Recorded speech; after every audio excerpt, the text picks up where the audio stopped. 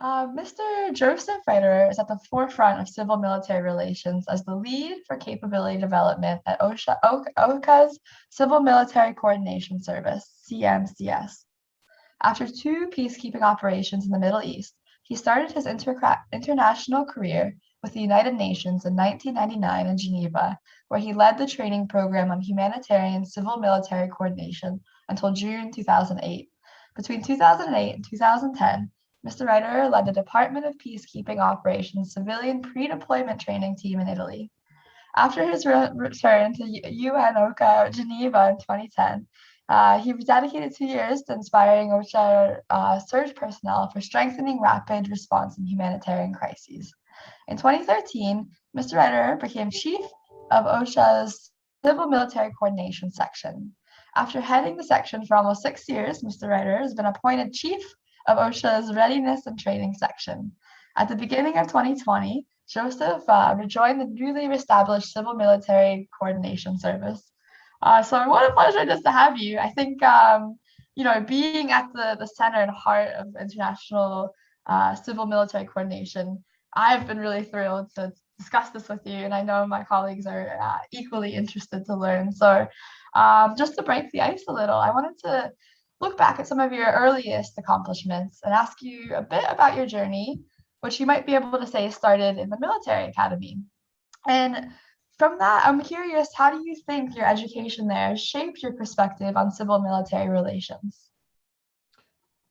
Well, I think one of the biggest impact on my take on civil military coordination was actually assignment at NATO at the Euro-Atlantic Disaster Response Coordination Center, because shortly before I came to Geneva, I spent a short time in the EADRCC for about 3 months, and this was the first time that I was exposed to multilateral processes.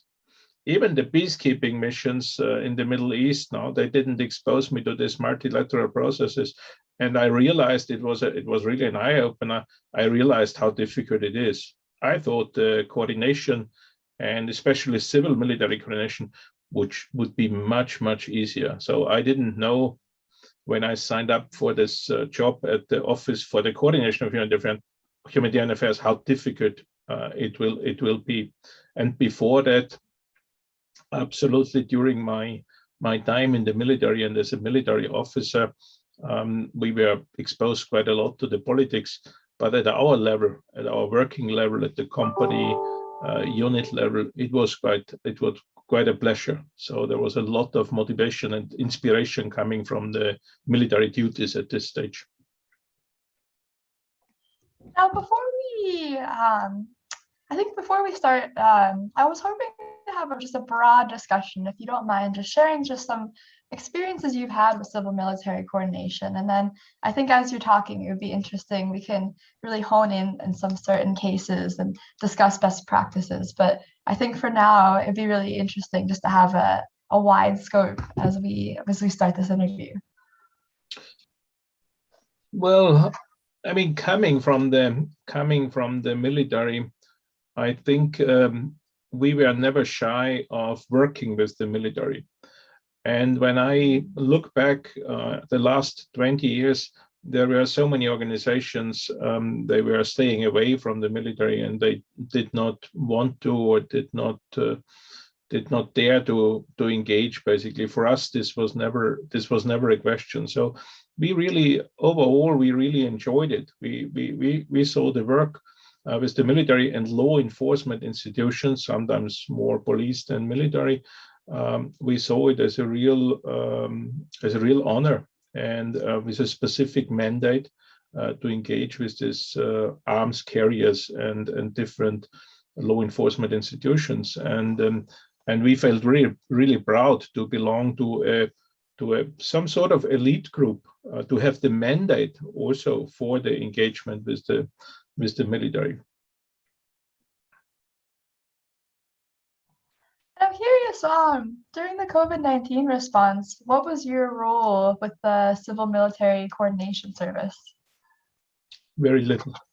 The Civil Military Coordination Service looks globally at the big crisis, at the mega disasters, And I think the COVID, we saw once again during the COVID how important the military is in terms of national and domestic and even international response at some point.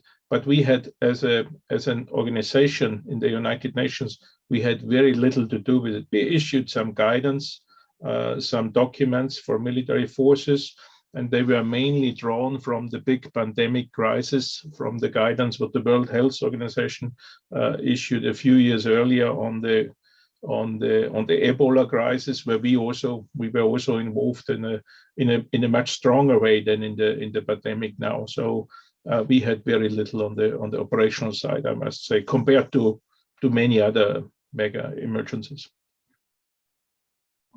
I'm really curious. There's one question I wanted to ask you, particular to we're trying to figure out as well as part of our research, countries, for example, that are having conflicts. So maybe there's a civil war, for example, but all of a sudden you have an earthquake or a tsunami. So I'm wondering, what would you do in this scenario where you're having this ongoing civil conflict, but then you have to provide this disaster relief and bring in or not bring in the military?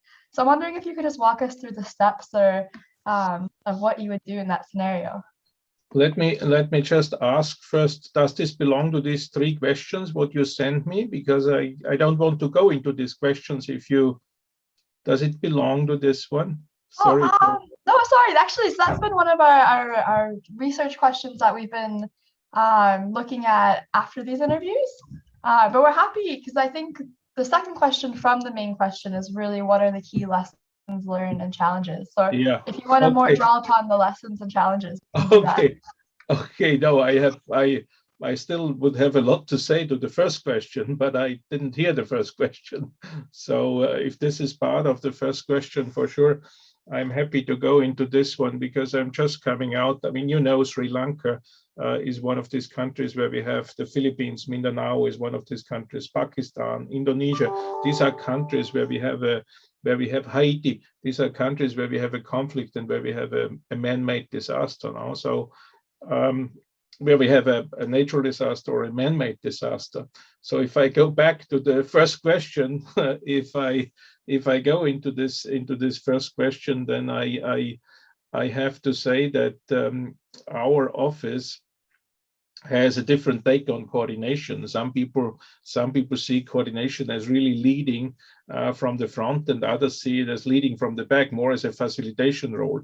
And especially where we have conflict, now we see ourselves as facilitators and not so much as leaders. And as hard as it is, one of the principles is state sovereignty. And that's a principle what we as United Nations officials have to adhere to. And for sure, if I go into this crisis, into the very difficult situations, like Banda Aceh, Indonesia is in the forefront of my experience. Basically, the conflict is put aside. The conflict is put aside for a certain period, and there is a lot of opportunity coming with the natural disaster. And we had the same experience in Haiti. Now this time it's a little bit different, but 2010 we had the same experience, that the conflict is put aside and there is a lot of what I call solidarity with the victims in this first couple of weeks. And that's basically one of my experiences, is that the first couple of weeks after a disaster, there's some sort of honeymoon for coordination, for civil military coordination. We can see a lot of solidarity. People are coming together, they are helping, and they only look at the needs of the victims, and the conflicts are put aside. After this first couple of weeks, when the politics kick in and when the trauma and the shock, the first shock is over, then it starts to get complicated again. And this is also one of the, if I call it, good things in our job, that we are search personnel. We are going out, we try to for the first couple of weeks, and then we withdraw again. So we are not dealing with the protracted crisis which follows in many of these cases.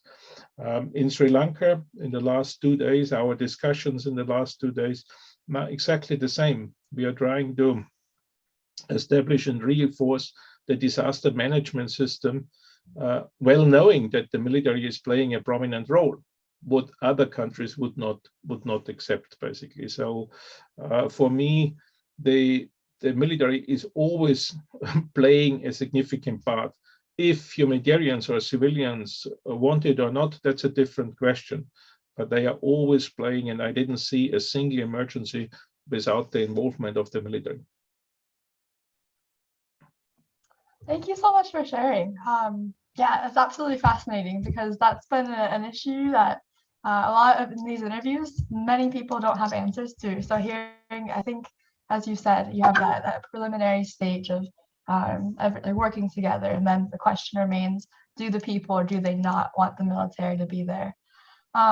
So I think if you're able to, it'd be really interesting now. We can continue talking about the lessons, maybe from your work, what you've learned, what works best maybe for civil-military cooperation. Well, there are overall, I mean, we have many lessons. The problem is really to apply these lessons if we don't have a mega disaster every half a year, because we forget them. We tend to forget them, and we start all over again. Preparedness is key to it. And with preparedness, I mean international relations at the working level. So for sure, we have lots of strategic alliances at the political or diplomatic level, but the working level finally is involved in civil-military coordination, and the working level will also work on the effectiveness. How effective are we to address the needs of the people? That's the first one. Unfortunately, what I can see is that many of the sponsors and many of the big nations, they get more visibility out of the response, and they invest less in the preparedness. But the investment pays back during the emergency. There was no single emergency, and for sure, with 20 years in this business, we have a huge network, and in every single emergency, there are dozens of people who know us as coordinator, and this makes our coordination life quite easy because the acceptance is there. Preparedness, the first one. The second big lesson maybe on our side is really that what I mentioned earlier, that the domestic and the national military forces, one should not be afraid of them, and we should not be shy to work with these domestic military forces, whatever human rights record they have. That's irrelevant in a natural disaster or in a mega crisis. That's irrelevant. But the only thing what counts is the people, the victims, to assist the victims, and to save lives and to sustain lives in dignity. That's the only thing what counts. And we should look less at what the military did in the past or is doing in the future, but working together to address the needs of the people. And this is something where I would like to invest more time, basically, to overcome these problems, and also perceptions, in many ways perceptions. If a disaster management institution in France is wearing a military uniform, no one questions it. But if I go to countries like Nepal or Pakistan, we are questioning it. We say, how can you be in military uniform as a disaster manager? This is a civilian job. But back home, we don't question this sort of setup where we are in uniform. So the second one, no, we should not be afraid of domestic military forces, whatever record they have. And the third lesson is really, I think that politics and visibility is more important than the needs of the people. So politics in the term, not only geopolitics, but politics from one country to the other. We cannot accept you because you are not on the same political level as we are, and therefore my organization will suffer. India is a good example. So I spent some time in 2001 in India during this big earthquake in Bhuj. Terrible, terrible, terrible. And we were never allowed back in again later on. And I even had discussions with members of the parliament. They're saying quite clearly, no, we are not interested to get any international assistance in this situation. We are happy to accept financial donations, but no international assistance. And that's what I'm afraid of, that we are looking more as international organizations for visibility and less for the impact what we can have in helping the people.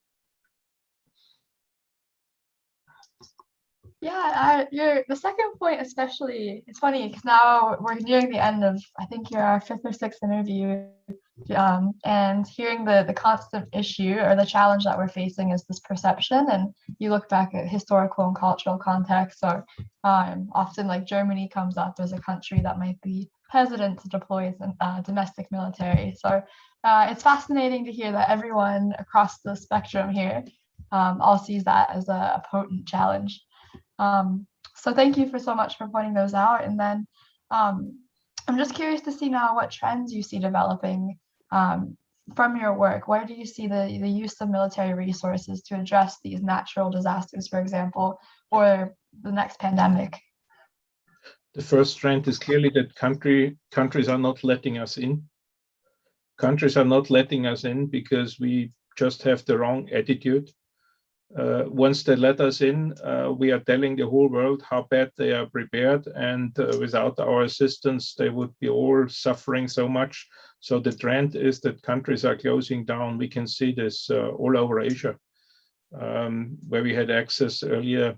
They don't let us in. So it's related to our attitude and our behavior, how we deal with this crisis. It relates a little bit to the earlier point that we want to have visibility. The rest we don't care about. I follow my personal vision here for the last 20 years, and this is low visibility, high impact.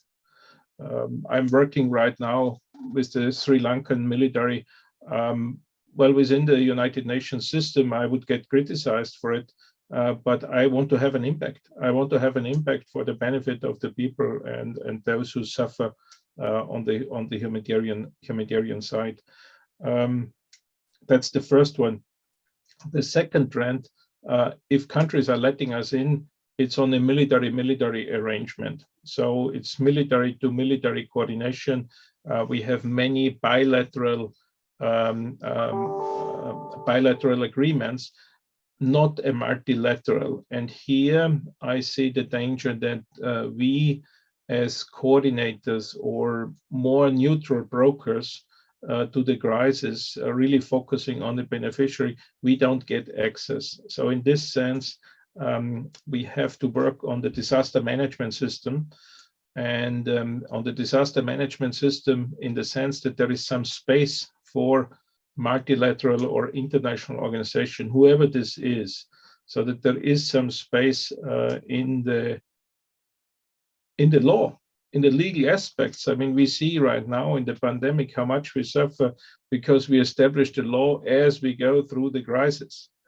And going back again to Sri Lanka, now the general is asking us, well, can we establish and can we write a document together what we can put forward to the parliament so that we can change, and we can change the disaster management system where the military, the civilians, the development, the humanitarian agencies have a legitimate role to play from the very beginning, and not after the fact, not after a disaster strikes. So this is for many nations a significant change in the policies. and in the law, in the disaster management acts. Most of the disaster management acts, they get the step, that's what I see, they get established and they are out of date before a new mega crisis hits. And the pandemic showed us now in Europe, at least, what gaps exist, and how many areas are not solved from a legal perspective. And here, I feel that we can copy from low and mid-level income countries, because they have the role of the military always in the disaster management system. In one way, they are heading the disaster management, or a retired general is heading the disaster management, and in another way, they are just playing this role from the bottom up at the districts and at the provinces. So at the sub-national level, they are playing such a prominent role because they are the only resource available. There is not, the civil protection mechanism is not so developed. So I think now it is time to learn from these countries and to integrate their lessons into our disaster management mechanisms. That's fascinating. Thank you again for sharing. And we'll come to the conclusion soon. But I'm just curious as well to ask, how much do you personally work with other international coordination mechanisms? So maybe NATO or the EU. How much cooperation do you see amongst each other?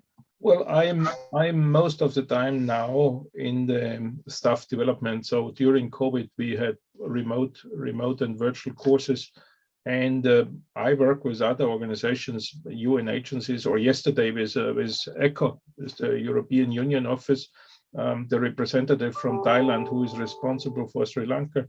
So we work with them quite a lot. No, we do training courses together with the Asian network, with the ASEAN. We do exercises together, me not personally now, but my colleagues with the Euro-Atlantic Disaster Response Coordination Center. So there is quite a lot of engagement in this regard. And I think that's not even the biggest problem what we have at the moment.